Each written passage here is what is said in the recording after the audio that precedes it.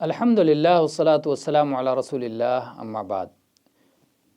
کسی بھی کھانے سے فارغ ہونے کے بعد اللہ کے نبی صلی اللہ علیہ وسلم نے دعا سکھلائی ہے کہ کھانا کھانے کے بعد کس طرح دعا کریں۔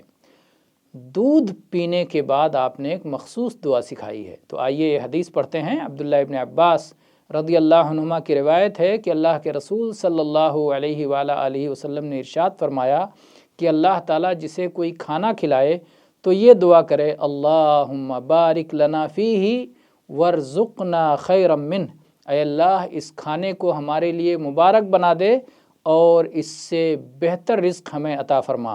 اور اللہ کے نبی صلی اللہ علیہ وسلم فرمایا، ومن سقاہ اللہ لبنا فلیقل اللہم بارک لنا فیہ وزدنا منہ فإنی لا اعلم ما یجزئ من الطعام والشراب الا اللبن۔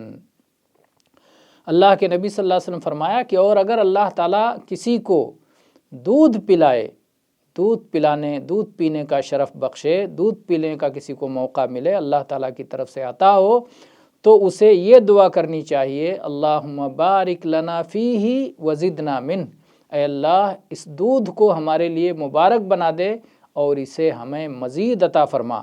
اللہ کے نبی صلی اللہ علیہ وسلم نے اس کی حکمت بتلاتے ہوئے ارشاد فرمایا کہ کوئی کھانا جو کھانے پینے دونوں کی طرف سے کافی ہو دودھ کے علاوہ نہیں ہے۔ دودھ ایسی غذا ہے جو کھانے اور پینے دونوں کی طرف سے کافی ہو جاتی ہے۔ یہ حدیث سنن ترمذی میں ہے، سنن ابن ماجہ میں بھی ہے، اور امام ترمذی نے حسن کہا ہے، علامہ البانی نے بھی اسے حسن کہا ہے۔ واللہ اعلم والحمد للہ رب العالمین۔